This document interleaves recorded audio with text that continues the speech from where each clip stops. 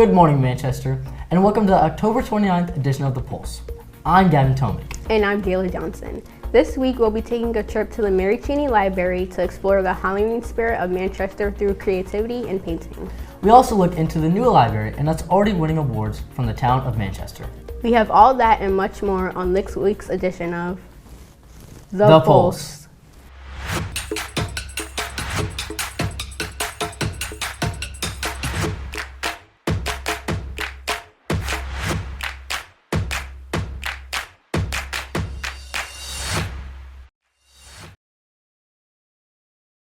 Manchester's never been short of spooky festivities. From pumpkin carving to trick-or-treating, the community has always had the Halloween spirit. I, Gavin Tomick, take us to the Mary Cheney Library to see how little kids are expressing their creativity this fall with paintbrushes and pumpkins. The Mary Cheney Library has many events just like this one during the fall season. Yeah, we do it every year. We also do it with the teens and with the adults. We always try to do a great pumpkin painting event for all ages here at the library. Participants in the annual fall event aren't the only ones who get in on the fun. Library staff have a lot of positive things to report. Oh my gosh, it's so much fun. The kids have a great time. They get to be messy. They get to just be creative. And it's a great way to celebrate the fall season. I really like a lot of the events that the library has like this, especially after school. It kind of gets you out of the house, gives the kids a break, and me a break too. One busy Manchester mom is grateful for this afternoon opportunity that the Mary Cheney Library provides. Yeah, definitely. We're always looking for things to do, especially, seasonally. We really like the gingerbread cookies they have to make and stuff like that through the town. So yeah, we really enjoy the seasonal things. There's many events that the Manchester Library has during the fall seasons, just like this one. From The Pulse, this has been Gavin Tomick reporting. It's sweet to see the kids from our community decorate town with colorful painted pumpkins. From one library to the next, the new library on Main Street is breaking barriers before it has even finished being built. Anthony Anselmo takes a trip to Main Street and around town to see how the new library has contributed to winning awards for Manchester.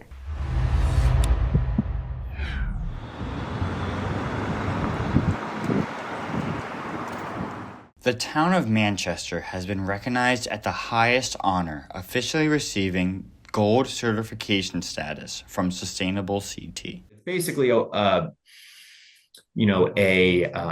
scoring system and a kind of a competitive process that encourages communities to apply for. And, really, if you're a community that is maybe smaller or is just starting out, kind of starting to think about sustainability and how your town's operations are impacting sustainability, it offers a great roadmap of like, hey, here are basically a couple hundred things that you could be doing starting today to improve the sustainability of your community. Sustainable CT is a statewide initiative that inspires and supports communities becoming more energy efficient while also contributing into shaping a more inclusive Connecticut. The three net zero schools in Manchester are Keeney, Buckley, and Bowers. Those are all schools that were part of the second phase of the renovation, and that included net zero as part of the question that the voters were asked. So those are the three net zero schools in Manchester. They're the first net zero schools in New England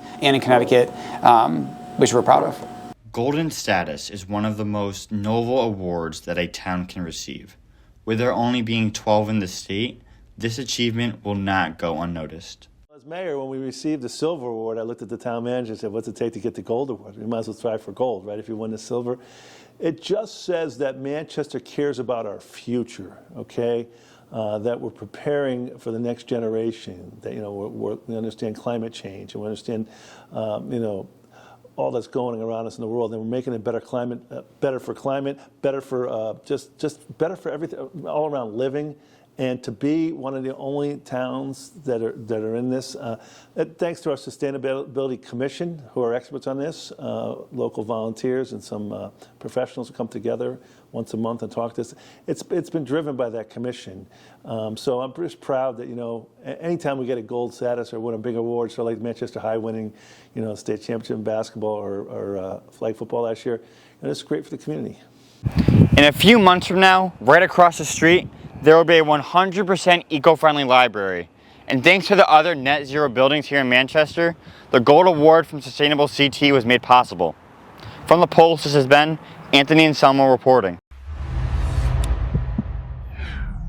I didn't know how environmentally friendly the town is. Neither did I. The environment won't be the only thing thriving this holiday season. Trick-or-treaters will traditionally be out about this Friday. But at what age do we really stop going door to door in costume? Maya White takes us to the halls at MHS to see whether or not trick-or-treating is still appropriate for us as high schoolers. Today I'll be interviewing MHS students on how old they think is too old to go trick-or-treating. Let's find out. How old do you think is too old to go trick-or-treating? Any age can go trick-or-treating. No matter who can go, anybody can go. I don't think any age is too old. I think whatever age you are, just go out and trick-or-treat and have fun. I think probably like 60. Probably about 20, 19 years old. I feel like you can go at any age. Like 19. Like when you pass like 19 years old. I think like 15. Maybe like 25, I'm not sure. Like maybe in the middle of 20s. 18. I think that you have to be at least 900 years old. You have to be in like your 20s because like if you're going around in a costume saying trick or treat like you're a kid but you're like 26, it's time to stop. Maybe like 16 or 17 probably. I'll say like 17. I would say 16. I think probably at the age of 17. Wow, it's been great hearing everybody's opinions. I think you're never too old to go trick-or-treating. And from the Pulse, it's been Maya White reporting. Halloween isn't the only thing coming up this fall season. This fall season is time for voting in Manchester, and something we will all have the opportunity to do post-graduation. Mason Pelletier walks with Mr. Josie to discuss why voting is an opportunity that everyone should take advantage of. So why is it important to vote?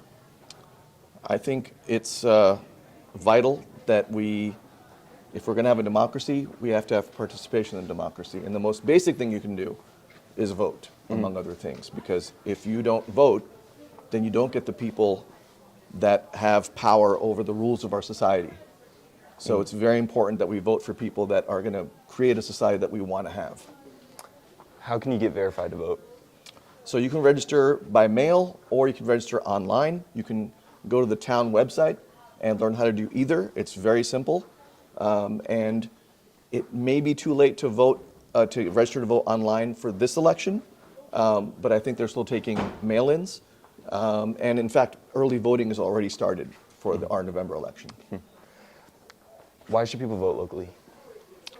I think people underestimate how much local issues dominate their everyday practical lives. Whether it's your street getting plowed properly, whether it's what you spend on education, whether it's police, fire, water, sewer, these are all local matters, and local politicians decide how to spend money on these things. So even though they're not as flashy, they're not in the news a lot, but local elections determine the quality of people's lives much more than the federal level. How does voting empower the community? So my view is there are different ways to make change, right? If you don't like the society the way it's run, you can use violence, or you can use democracy, which is a non-violent form of social change. You vote for changes instead of having to use violence to do it. What changes do you think can be made to make more people participate in voting? Oh, that's a really good question. I see it as a duty of the citizen. I see it as something you do because it's your way of participating in our society, to say, I'm part of this. And even if you don't get the people elected that you want to get elected, you're still part of the process. And then you can do other things like campaign or door knock to get people to vote for the people that you think should be in. Yeah. So voting's just one part of it, but there are a lot more things you can do as well. Yeah. If you'll be 18 before November 4th, don't forget to register to vote. Well, Manchester, those are all the stories we have for you this week. Make sure to follow us on Instagram at MHS_television and check our website, MHStelevision.com. I'm Gavin Tomic. And I'm Jayla Johnson, and this has been The Pulse.